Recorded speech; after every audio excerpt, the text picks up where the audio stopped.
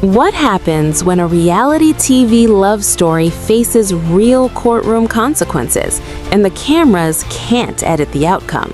This is the shocking showdown that changed everything for the Brown family.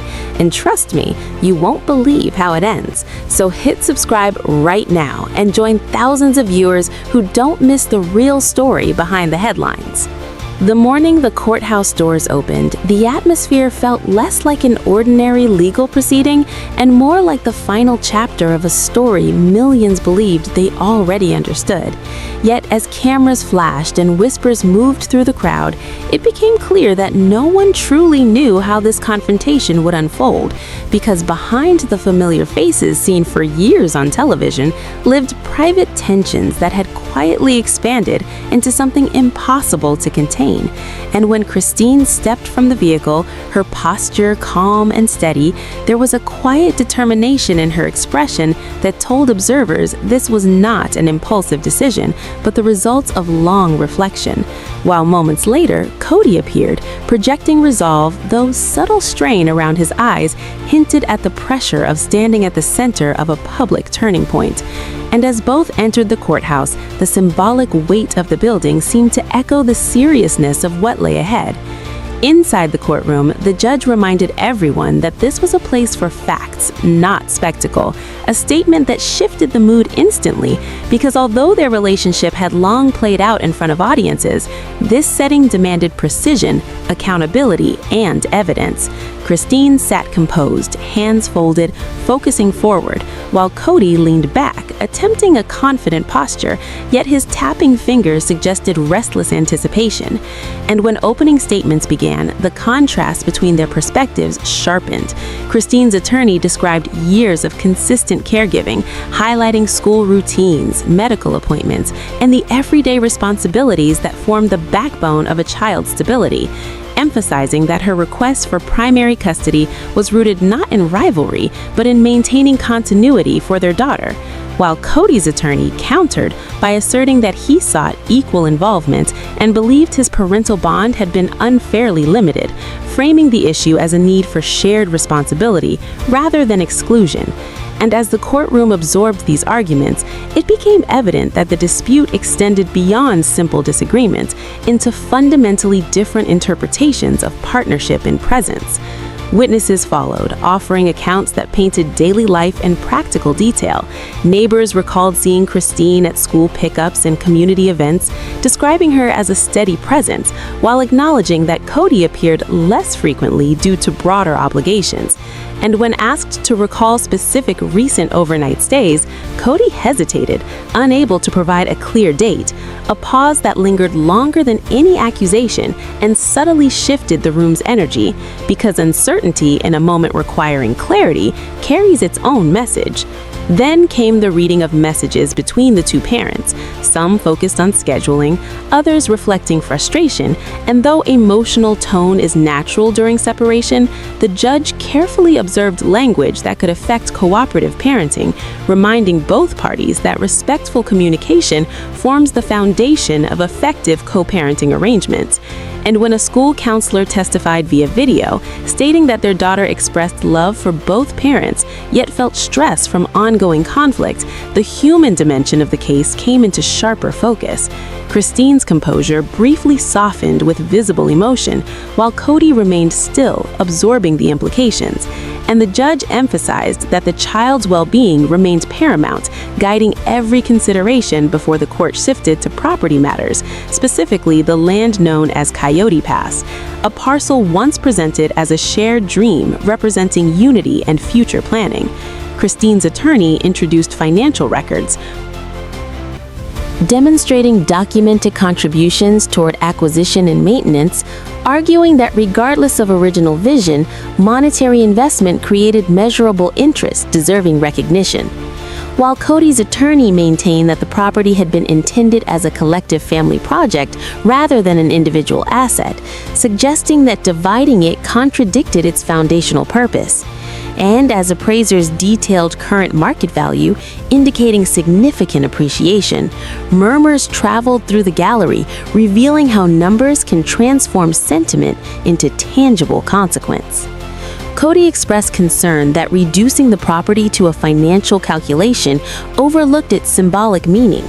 Yet the judge reminded both sides that courts evaluate documented contributions and present value rather than intention alone, urging consideration of negotiated resolution before imposing one.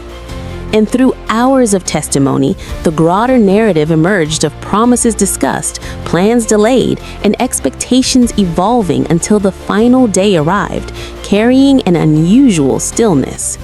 Christine entered with quiet assurance, prepared for closure, while Cody's slower stride suggested the weight of impending decision. And when the judge began delivering findings, the courtroom seemed suspended in collective breath. Primary physical custody awarded to Christine with structured visitation rights for Cody, emphasizing cooperation and written confirmation to minimize misunderstanding, followed by the property ruling, recognizing Christine's financial contributions and ordering a settlement reflective of proportional interest within a defined time frame or sale of the asset if unmet. A directive that reframed the long-debated land from dream to divisible property. And though reactions varied, the judge reiterated that the decision centered on documented evidence and the child's stability, not on personal victory.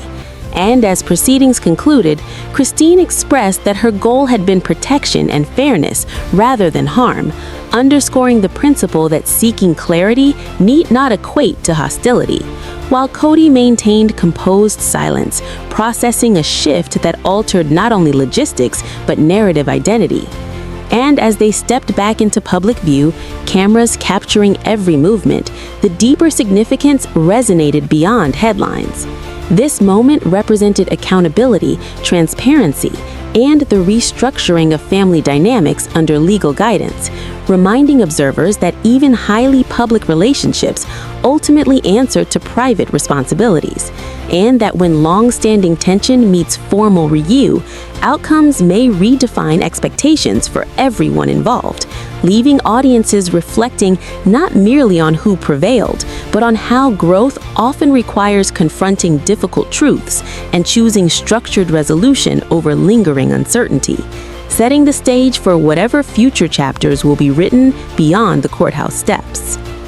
When the courthouse doors closed behind them and the crowd noise softened into distant echoes, the true aftermath began, not in headlines, but in the quiet spaces where reflection replaces argument.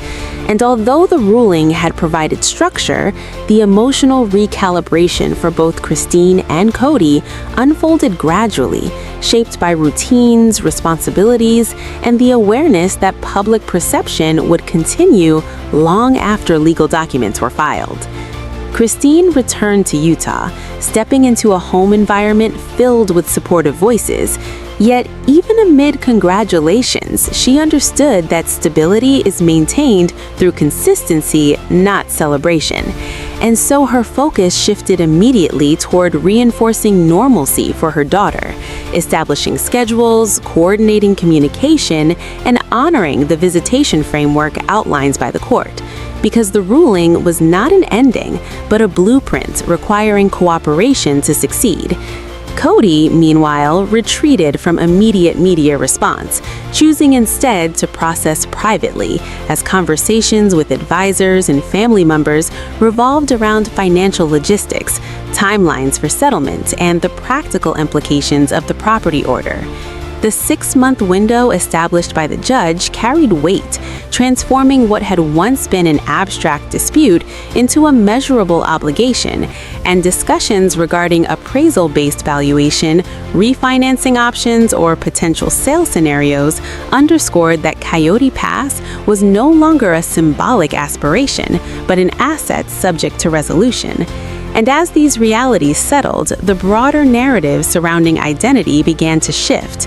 For years, Cody had presented a vision of unified expansion centered on shared land and collective future. Now he faced the challenge of redefining leadership within altered parameters, while Christine navigated a different transformation, transitioning from participant in a plural framework to an independent household decision-maker with sole primary custody responsibilities. And though supporters debated outcomes online, the lived experience for both parents revolved around practical coordination, arranging travel for scheduled visits, confirming details in writing as required, and maintaining respectful communication to comply with the non-disparagement directive, because the judge had emphasized that the child's emotional environment must remain shielded from adult frustration, and that directive demanded maturity beyond courtroom rhetoric. Early exchanges tested that commitment, as adjustments to distance and calendar logistics required flexibility. Yet over time, patterns formed, demonstrating that structured guidelines can reduce conflict when consistently followed. And within this evolving routine, the child's perspective remained central. School days continued, extracurricular activities resumed, and the counselor who had testified earlier noted gradual easing of tension as predictability replaced uncertainty, reinforcing the court's emphasis on stability as foundation rather than preference. Financially, the property settlement discussions advanced, with professional advisors calculating proportional interest based on documented contributions and current valuation numbers. Once debated emotionally, were now addressed analytically, reflecting the legal principle that shared investment yields divisible equity, regardless of original narrative intention.